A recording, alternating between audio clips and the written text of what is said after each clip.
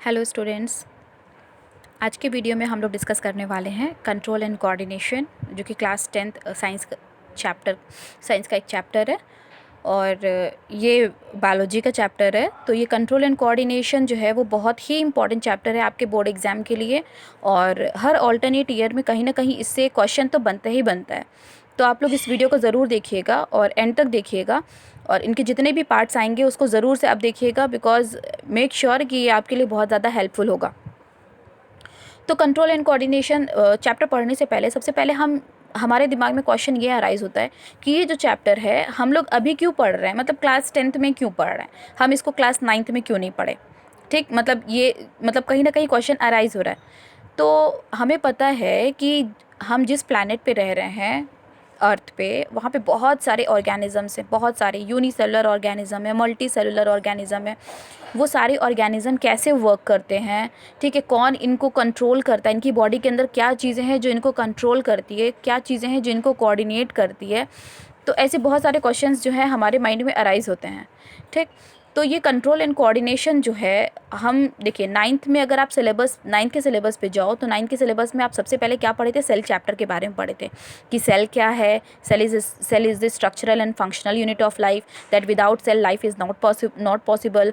और आप मतलब सेल के बारे में पढ़े थे, सेल के अंदर जितने भी ऑर्गेनेलीज हैं आप उनके बारे में पढ़े थे। तो कहीं ना कहीं सेल का कंसेप्ट आपके माइंड में क्लियर हो गया था। फिर नेक्स्ट चैप्टर आप क्या पढ़े थे, टिश्यूज़ पढ़े थे। ओके, तो टिश्यूज़ क्या था, just a group of similar sales. ठीक, तो वो टिश्यू बनाता है। तो टिश्यूज़ के बारे में भी आप डिटेल में पढ़ चुके हो। फिर अब आप लाइफ प्रोसेसेस में, जो क्लास 10 का फर्स्ट चैप्टर है बायोलॉजी का, आप उसमें भी बहुत सारे ऑर्गेन और ऑर्गेन सिस्टम के बारे में पढ़ चुके हैं, जैसे डाइजेस्टिव सिस्टम हो गया, सर्कुलेटरी सिस्टम हो गया आपका, ओके, और एक्सक्रीटरी सिस्टम हो गया। तो ये सारे सिस्टम जो है आप फर्स्ट चैप्टर में पढ़ चुके हो। तो सारे सिस्टम्स पढ़ने के बाद, यहाँ तक कि आप लोगों ने रिप्रोडक्टिव सिस्टम भी पढ़ लिया है, तो ये सारे सिस्टम पढ़ने के बाद हम आएंगे कंट्रोल एंड कोऑर्डिनेशन पे, कि जितने भी मल्टी सेलुलर ऑर्गेनिज़म्स हैं, ठीक है, जितने भी यूनिसेलुलर मल्टी सेलुलर ऑर्गेनिज़म्स हैं, उनके अंदर ऐसी क्या चीज़ें हैं जो उनको कंट्रोल करती है, उनको कोऑर्डिनेट करती है। कोऑर्डिनेट टर्म से ही मतलब आपको क्लियर हो जाएगा कि कोऑर्डिनेट करना मीन्स, अगर आप एग्जांपल लो तो आप लोग के स्कूल में एक कोऑर्डिनेटर होता है कि नहीं। तो कोऑर्डिनेटर का काम क्या होता है, सपोज़ किसी बच्चे को कोई प्रॉब्लम है, किसी स्टूडेंट को कोई प्रॉब्लम है, तो वो क्या करेगा, वो सबसे पहले जाएगा अपने टीचर से डिस्कस करेगा कि मैम ऐसी ऐसी बात है, ये प्रॉब्लम है। तो मैम क्या करेंगी, मैम क्या डायरेक्ट तुरंत प्रिंसिपल और वाइस प्रिंसिपल के पास चली जाएंगी, नहीं ना। तो मैम क्या करेंगी, मैम सबसे पहले कोऑर्डिनेटर के पास जाएंगी, कोऑर्डिनेटर से बोलेंगी कि मैम ऐसी ऐसी बात है, ऐसी ऐसी प्रॉब्लम है। तो बच्चा क्या मीन्स, उसके बाद कोऑर्डिनेटर क्या करेगा, कोऑर्डिनेटर चला जाएगा वहाँ पे अपने प्रिंसिपल और वाइस प्रिंसिपल के पास वो मैसेज को कन्वे करने के लिए। तो यहाँ पे देखो चीज़ें कितनी सिस्टमैटिक वे में हुई। बच्चा टीचर से बोला, टीचर कोऑर्डिनेटर से बोला, कोऑर्डिनेटर क्या किया, प्रिंसिपल और वाइस प्रिंसिपल को बोल दिया। ओके, तो ये चीज़ें मतलब एकदम कोऑर्डिनेट, एकदम सिस्टमैटिक वे में हुई। तो इसी तरह हमारी बॉडी में भी एक कोऑर्डिनेटर है, ठीक है, जो कि कोऑर्डिनेट करता है सारी चीज़ों को, जो कि मैसेजेस पहुँचाता है from one place to another place. Okay, तो आई थिंक ये कंट्रोल एंड कोऑर्डिनेशन का मतलब आपको समझ में आ रहा है। सपोज़ आप अब कंट्रोल का एग्जांपल आप ले लो। सपोज़ आप घर में हो, आप घर में मतलब इस वक्त जो सिचुएशन चल रही है, जो लॉकडाउन का सीन चल रहा है, यहाँ पे सब क्या करें, सब घर पे बैठे बैठे खूब मोबाइल यूज़ करते हैं। बहुत ज़्यादा बच्चे बहुत ज़्यादा मोबाइल्स के एडिक्टेड हो गए। वो दिन में भी यूज़ कर रहे हैं, वो रात में भी यूज़ कर रहे हैं, स्टडी पर्पज़ के लिए तो यूज़ करते हैं, वो हमेशा ही यूज़ कर रहे हैं। ठीक, कुछ तो इसको बहुत यूज़फुल वे में यूज़ कर रहे हैं, बहुत अच्छे वे में, पॉजिटिव वे में यूज़ कर रहे हैं, कुछ इनको बहुत नेगेटिव वे में भी यूज़ कर रहे हैं। तो मतलब चीज़ें जब बहुत ज़्यादा बढ़ने लगती है तो उस वक्त घर का गार्जियन क्या करता है, आपको कंट्रोल करता है कि नहीं, ये बहुत ज़्यादा हो रहा है, ये एक्सेस हो रहा है, अभी तुम्हें कंट्रोल करना है।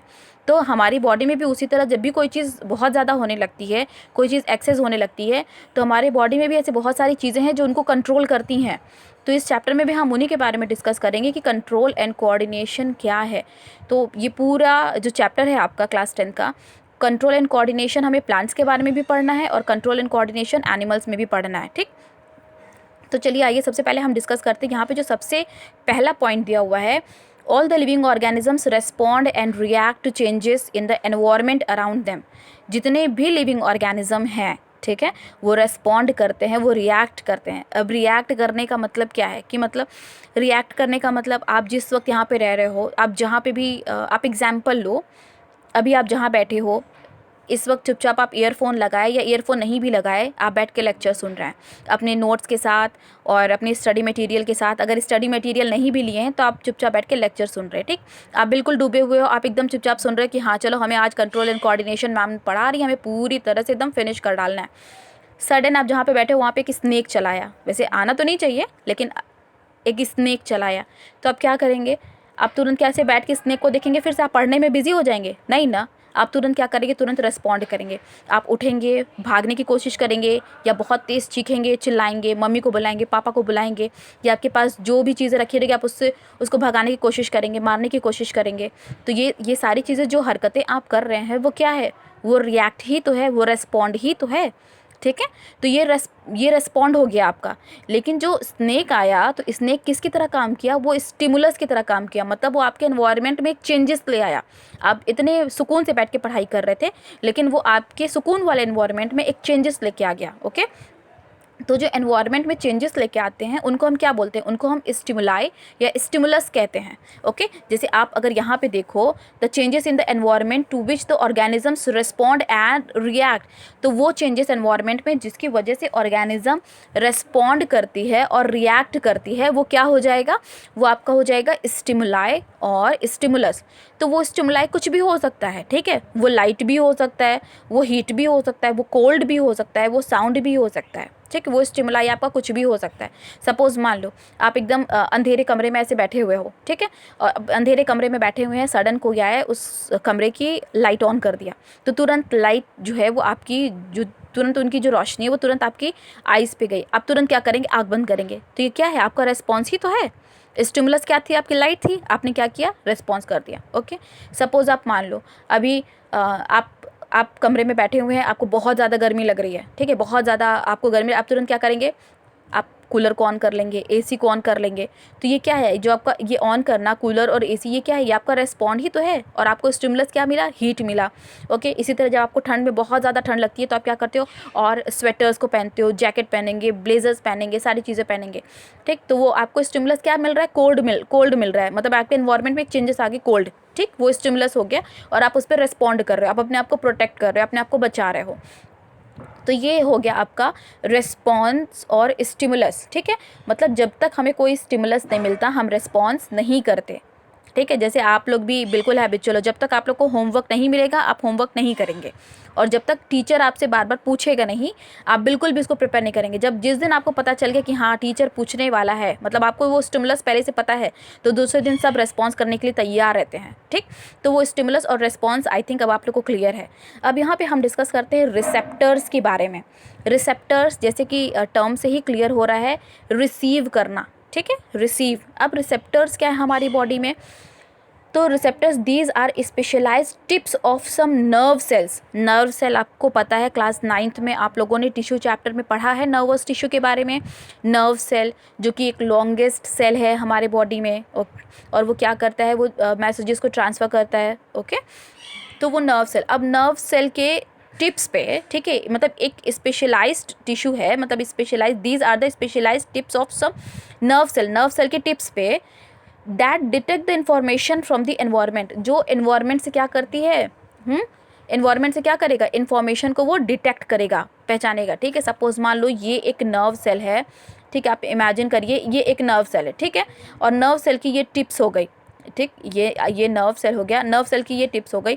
तो यहाँ पे ये सारे रिसेप्टर्स होते हैं जो कि वो डिटेक्ट करते हैं कुछ इन्फॉर्मेशन को। तो अलग अलग इन्फॉर्मेशन के लिए अलग अलग रिसेप्टर्स होते हैं, और वो जनरली सारे रिसेप्टर्स क्या है हमारे, वो सारे रिसेप्टर्स कहाँ प्रेजेंट है? हमारे सेंस ऑर्गन में। देखो ये हमने हाईलाइट किया ना, these are located in our sense organ. तो वो हमारे सेंस ऑर्गन में, और हमें पता है कि there are 5 sense organs, ear, eyes, skin, nose and tongue, okay. तो सबसे पहले आप ईयर पे आ जाइए, ओके। ईयर आपको अच्छे से पता है कि ईयर का फंक्शन क्या है। Yes, it receive sound, okay. और फंक्शन की बात करें तो ये हमारे बैलेंस को मेंटेन करने के लिए भी हेल्प करता है। तो ईयर में जो रिसेप्टर्स प्रेजेंट है उनको हम क्या कहते हैं? Phono receptors, okay. It act as a phono receptors. फोनो नाम टर्म, फोनो जहाँ पे भी आएगा, फोनो समझ जाइए वो साउंड के लिए होता है, ठीक है। फोनो टर्म साउंड के लिए होता है और फोटो टर्म जो है वो लाइट के लिए होता है, ओके। तो ईयर क्या है, फोनो रिसेप्टर्स, ये साउंड को क्या करेगा, रिसीव करेगा, ओके। तो वो रिसेप्टर मतलब वो डिटेक्ट करेगा, किसको डिटेक्ट करेगा, साउंड को डिटेक्ट करेगा। उसी तरह eyes, it act as what, photo receptor. अब ये आइज किसको डिटेक्ट करता है, वो लाइट को डिटेक्ट करता है। तो ये सारे रिसेप्टर्स हैं जो कि हमारी बॉडी में प्रेजेंट जो चीज़ों को डिटेक्ट करती है, इन्फॉर्मेशन को डिटेक्ट करती है। स्किन में क्या है, skin act as a what, thermo receptors. Thermo term जहाँ पे भी आ जाओ समझ जाओ वो किससे रिलेटेड है, हीट टेम्परेचर से रिलेटेड है। तो स्किन हमारा क्या फील करता है, स्किन हमारा टेम्परेचर को फील करता है, ओके। तो स्किन जो है वो किसकी तरह एक्ट कर रहा है, वो थर्मो रिसेप्टर की तरह एक्ट कर रहा है।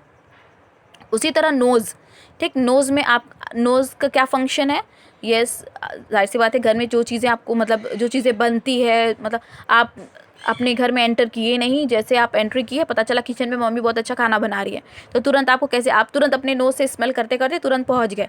तो नोज़ का फंक्शन क्या है, स्मेल का मतलब वो स्मेल को डिटेक्ट करता है, ठीक है।